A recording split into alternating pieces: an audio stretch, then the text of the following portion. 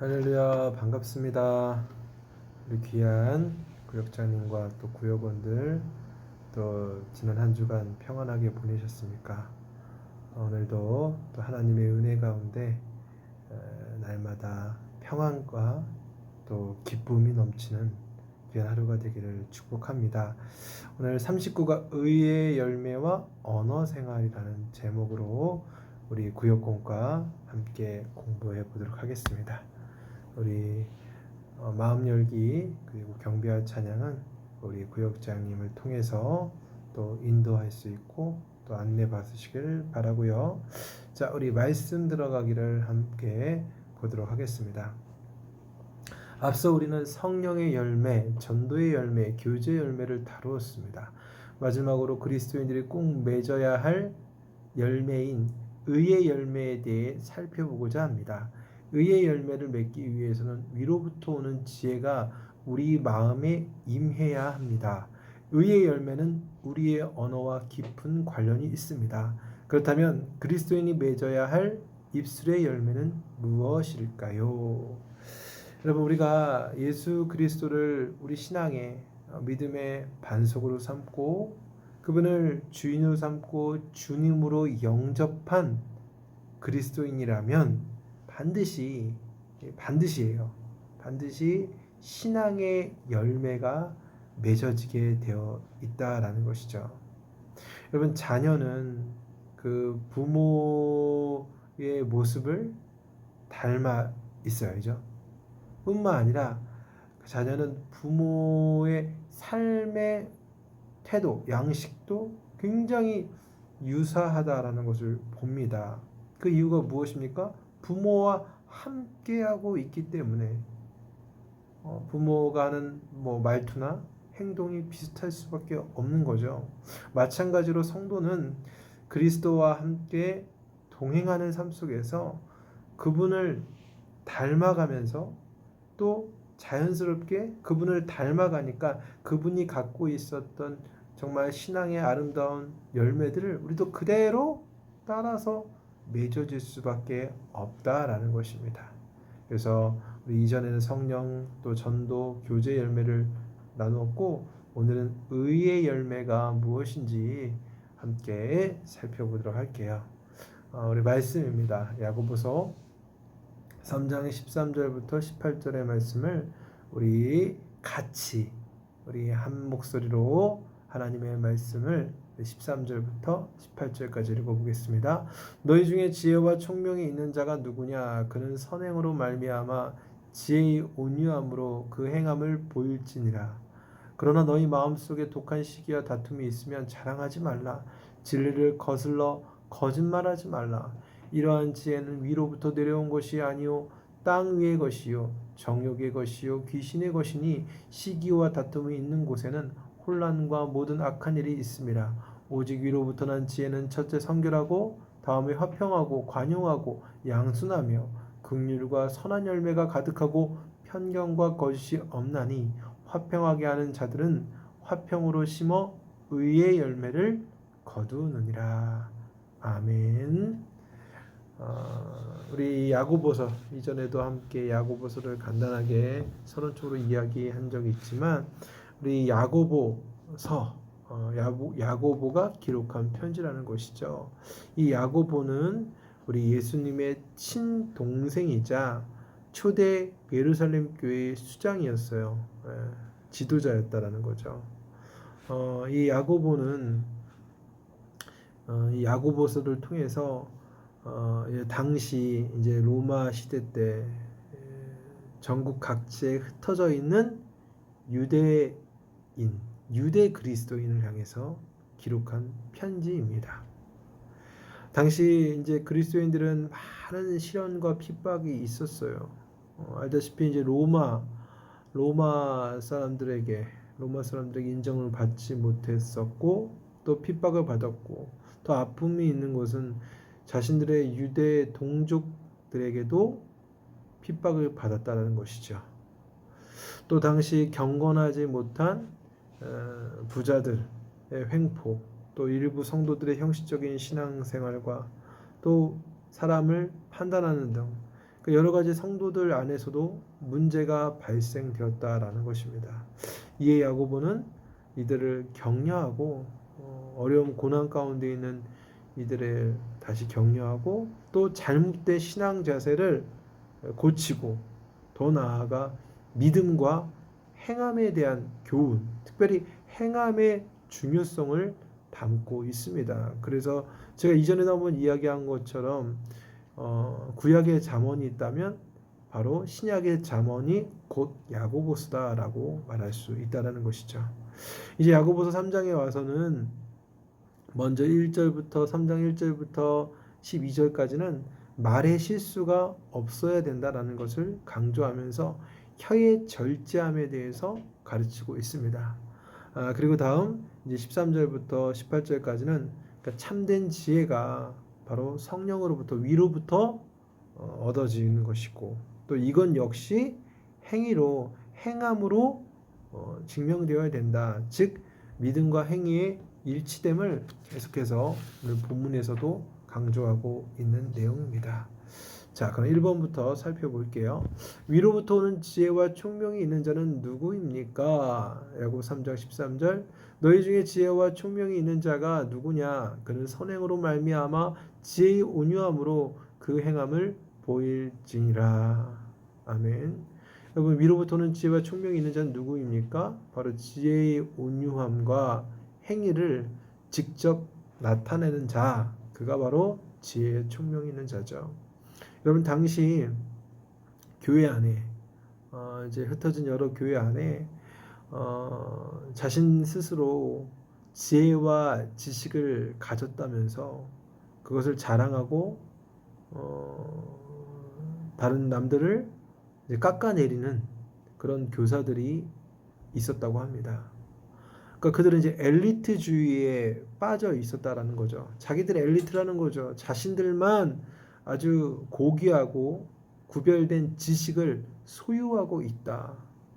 그러면서 남들을 가르치는 일에만 앞장섰다는 거예요. 가르치는 일에만 있었다라는 것이죠. 바로 그들에게 야고보는 지혜와 지식만으로 참된 교사가라고 할 수 없다라고 말합니다. 여러분 참된 교사 하나님께서 쓰시고 하나님께서 인정하시는 리더여 교사는 바로 지혜와 총명으로 함께함으로 바로 그 행위가 드러나는 사람이 되어야 된다는 것입니다. 그러면 지혜와 지식이 아무리 많아도 그에 따른 행위가 없다면 그것은 아무런 필요를 주지 못해요. 유익을 주지 못한다는 거죠. 도리어 상대방을 그 자기가 갖고 있는 그 지식을 통해서 상대방을 판단하는 악한 도구로 사용될 뿐이다라는 거예요. 여러분 만약에 내가 우리 자신이 주일학교 교사예요. 성경을 굉장히 많이 알고 있어요. 박식해요. 그런데 교사로서 그 말씀은 그렇게 많이 알지만 말씀에 맞는 합당한 교사로서 주일학교 교사로서 모범이 되지 않는다면 예를 들면 지각을 한다든가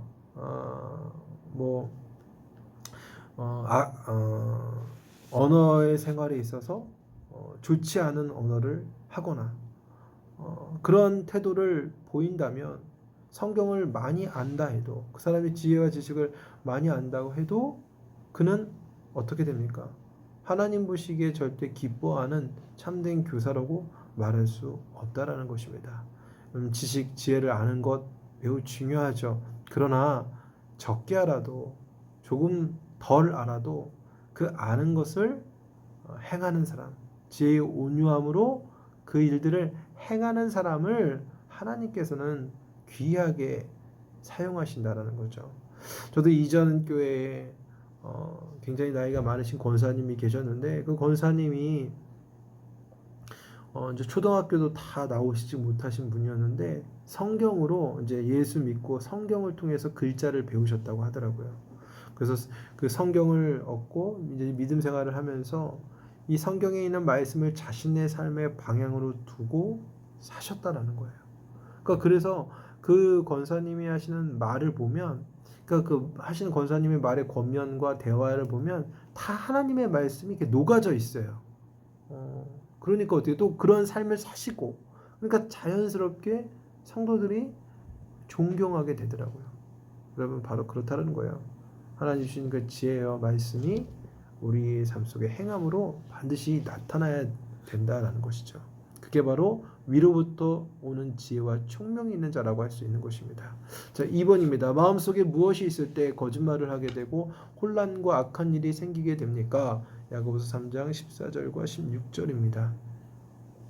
그러나 너희 마음속에 독한 시기와 다툼이 있으면 자랑하지 말라. 진리를 거슬러 거짓말하지 말라. 시기와 다툼이 있는 곳에는 혼란과 모든 악한 일이 있음이라. 아멘. 우리 마음속에 무엇이 있을 때 거짓말, 혼란, 악한 일이 생깁니까? 바로 시기, 독한 시기와 다툼이 있을 때 바로 거짓과 혼란과 악한 일이 생긴다라는 거죠. 여기 독한 시기라는 이 말을 헬라어 원문으로 보고 그 뜻을 살펴보면 독하다라는 말 아래 열정적이다라는 뜻이 포함되어 있어요. 그러니까 시기는 우리가 알다시피 질투를 얘기합니다. 그러니까 한마디로 열정적으로 질투하는 거예요. 그러니까 소위 질투에 불타오르는 거죠. 여러분, 질투란 무엇입니까? 다른 사람을 시기하고 그 존재를 깎아내리고 그 상대방을 비난하는 겁니다. 그러니까 이유는 없어요. 그냥 자기가 생각할 때 어떤 기준, 자기만이 갖고 있는 어떤 기준을 갖고 상대방을 무시하고 혹시 나보다 더 잘한다라는 그런 모습 속에서 자기 스스로를 막 상대방과 비교하면서 오는 그런 박탈감에서 오는 질투. 이런 질투가 어떻게 됩니까? 한두 번으로 끝나는 것이 아니라 분노가 계속해서 지속된다라는 거예요. 그러니까 독한 시기가 무섭다라는 것이죠. 대표적인 예로 우리가 알다시피 구약의 그 사울왕이 이 다윗, 이새의 아들이었던 이 다윗이 블레셋 장군 골리앗을 쓰러뜨린 다음에 이제 이스라엘 전국적인 인물로 떠오르게 됩니다. 그러면서 어떤 일이 벌어지느냐? 여성들이 노래를 불러요. 어떤 노래냐? 사울은 천천히요, 다윗은 만만이라. 사울이 천이고 다윗은 만이다라는 거죠. 더 대단하다라는 것이죠. 그때부터 사울의 마음에 무엇이 들어옵니까? 독한 시기, 질투심이 들어오게 된다라는 거예요. 다윗은 자신의 사위였어요. 그런데 이 질투, 독한 시기에 눈이 멀어버리니까 그때부터 어떻게 됩니까? 이후에 그가 블레셋과의 싸움에서 전쟁에서 자살하기 직전까지 항상 무엇을 했냐면 다윗을 죽이려고 자신의 군대를 매번 동원해서 다윗을 쫓아다닙니다. 그 헛짓거리 하는 거죠. 헛짓거리. 그러다가 인생을 낭비하게 된 것이죠. 비참하게 하나님 앞에 버림을 받았다라는 것이죠. 여러분, 이렇게 독한 시기는 절대 하나님의 의와 뜻을 이룰 수가 없어요. 또 독한 시기는 결과적으로 다툼이 일어날 수밖에 없어요. 왜냐? 내가 질투하는 그 상대방을 용납하지 않기 때문에 그가 없어져야 돼요. 그러니까 그가 죽이려도 그러니까 아예 죽어 없어질 때까지 그의 질투는 사그러지지 않는다라는 것이에요. 여러분, 성도 역시도 우리 안에 성령으로 충만하지 않으면, 성령의 다스림을 받지 않으면 시기와 다툼이라는 감정에 빠질 위험이 있다라는 것이에요. 그래서 여러분, 무릇 지킬 만한 것보다 우리의 마음을 성령께 의탁하고 또 지키기 위해서 수고해야 된다라는 것이죠. 그런 마음을 잘 지킬 수 있기를 바랍니다. 자, 세 번째입니다. 세상 지혜의 특징은 무엇입니까? 야고보 3장 15절. 이러한 지혜는 위로부터 내려온 것이 아니요 땅 위의 것이요 정욕의 것이요 귀신의 것이니. 지금 세상의 지혜는 무엇을 말할까요? 땅 위의 것, 정욕의 것, 귀신의 것이라고 얘기하고 있죠. 바로 이 땅, 이 땅에서 이야기합니다. 이 세상 자체를 이야기하고 있습니다. 이 세상의 지혜는 어디를 향해 가고 있냐면 자신의 정욕을 향해 갑니다. 자신의 욕심을 채우는 그 일을 향해 맹렬하게 나아간다라는 것이죠. 그런 쪽으로 발달된다라는 거예요. 그러니까 예를 들면 내가 돈의 정욕에 빠졌다. 그러면 그 돈을 얻기 위한 세상의 지혜가 그의 마음을 사로잡아서 돈이 될 수만 있다면 어떠한 일도 서슴없이 행하게 된다라는 것이죠. 그러니까 돈을 통해서 나의 욕심을 채울 수만 있다면 무엇이든지 할 수 있다라는 거예요. 그래서 여러분 정욕이라는 것이 단순히 물질뿐만 아니라 뭐 성적 중독도 있고요, 마약 중독도 있고요. 그럼 동성애도 중독과 같아요. 왜 동성애가 중독이냐? 바로 동성 간의 성행위를 통한 쾌락에 중독이 되는 거예요. 그래서 그 정욕을 채울 수만 있다면 무슨 짓이든지 할 수 있다. 그것이 바로 세상의 지혜가 우리 인간을 향해 가리키고 있는 것입니다. 그러니까 세상의 지혜는 아주 무섭다라는 것이죠. 그리고 이 세상 지혜와 이 정욕의 배후에는 무엇이 있느냐? 귀신의 것이니 곧 사탄 마귀가 그 배후에서 조정하고 있다라는 것이에요. 그러니까 사탄의 지혜는 결국 항상 하나님과 성령의 지혜를 대적하는 쪽, 하나님의 백성과 하나님의 나라를 대적하는 그런 특징을 갖고 있다라는 것 여러분 기억하시길 바랍니다. 네 번째입니다. 위로부터 난 지혜의 특징은 무엇입니까? 17절과 18절 오직 위로부터 난 지혜는 첫째 성결하고 다음에는 화평하고 관용하고 양순하며 긍휼과 선한 열매가 가득하고 편견과 거짓이 없나니 화평하게 하는 자들은 화평으로 심어 의의 열매를 거두느니라. 아멘. 여러분 위로부터 난 지혜가 무엇입니까? 바로 하나님으로부터 난 지혜, 성령의 지혜라는 것이죠. 성령께서 우리 안에 거할 때 오는 은혜들을 이야기하고 있습니다. 그래서 바울이 기록한 갈라디아서 5장 22절과 23절에 보면 성령의 9가지 열매가 있잖아요. 그것과 굉장히 유사하다라는 것을 봅니다. 그래서 위로부터 난 이 지혜, 성령으로부터 비롯된 이 지혜는 8가지인데 첫째는 성결이라고 얘기합니다. 성결은 이제 순수함인데 깨끗함인데, 그러니까 이 순수의 말의 원어를 보면 두 마음을 품지 않는다라는 거예요. 그러니까 한 마음을 품는 사람이라고 이야기하고 있는데 오직 하나님께로만 그 마음을 두는 사람, 그 사람이 곧 성결한 사람인 것이고, 화평은 무엇입니까? 관계의 화목을 이야기합니다. 하나님과 나의 관계, 나와 이웃과의 관계의 평화를 이루어내는 것. 그리고 관용은 인내심과 이해하고 친절한 마음을 의미하고 있고, 양수는 순종하는 마음이에요. 그러니까 하나님의 말씀을 그냥 유순하게 순하게 순종하며 그 말씀을 받아들이는 것이 양순이고, 선한 열매는 이 긍휼과 연결되어 있는데 구제 활동, 어려운 이웃들을 섬기고 돕는 일을 이야기하고 있고, 또 거짓이 없다라는 것은 위선적이지 않고 항상 진실되게 말하는 것을 의미하고 있습니다. 이렇게 예수의 영이신 성령을 받은 성도는 위로부터 난 지혜가 풍성하게 나타난다라는 거예요. 그리고 이 지혜를 통해서 나타나는 열매들은 우리 내면에서부터 시작이 되지만 이것이 그냥 내면 안에 머물고 있다고 해서 증명이 되는 것이 아니에요. 여러분, 우리가 정말 위로부터 난 지혜가 우리 내면 안에 있으면 반드시 행위로 나타난다라는 것을 기억하시길 바랍니다. 예를 들어 내가 난 나 스스로 성결하다라고 생각하는데 나의 삶은 온갖 정욕에 빠져 있어요. 그러면 누가 그를 보고 성결하다라고 말할 수 있겠습니까? 정말 성결하다라고 하면 자신의 삶의 방식이 항상 하나님이 기뻐한 일을 선택하며 살아가겠죠.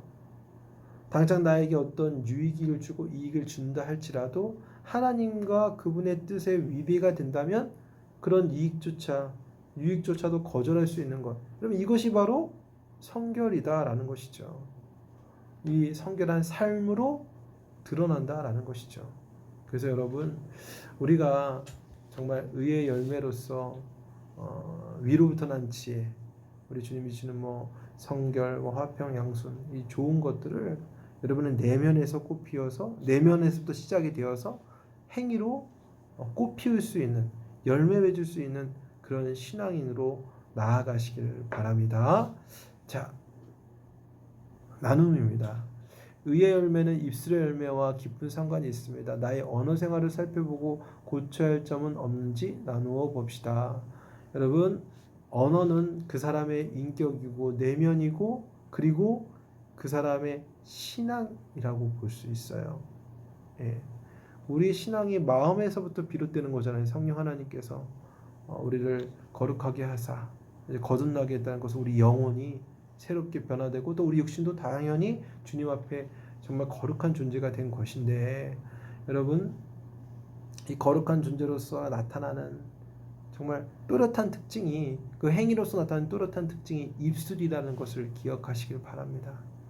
내 입술이 어떤 말을 하느냐, 그 사람의 신앙, 그 사람의 믿음을 드러낼 수 있다라는 거예요. 드러낸다는 것이죠. 그래서 여러분, 여러분의 언어 생활 가운데 고쳐야 할 것, 여러분, 이 언어 생활에서 우리가 잘 생각해 봐야 될 게 뭐냐면, 가까이 있는 사람에게 내가 어떻게 언어를 표현하고 있느냐예요. 여기서 가깝다라고 이야기하는 것은 1차적으로 바로 가족이라는 거죠. 내가 사랑하는 남편과 사랑하는 아내에게, 또 사랑하는 자녀들에게 어떤 언어로 말하고 있는가. 또 내가 직장에서 나와 함께하는 이들에게 어떤 언어로 말하고 있는가. 이것이 중요하다라는 거예요. 단순히 성도와 성도 간의 관계 속에서의 언어만 거룩하고 좋아야 되는 것이 아니라 우리의 모든 생활의 삶 속에서 거룩한 언어, 의의 열매의 결과로서 거룩한 언어를, 입술의 열매를 맺을 수 있기를 바랍니다.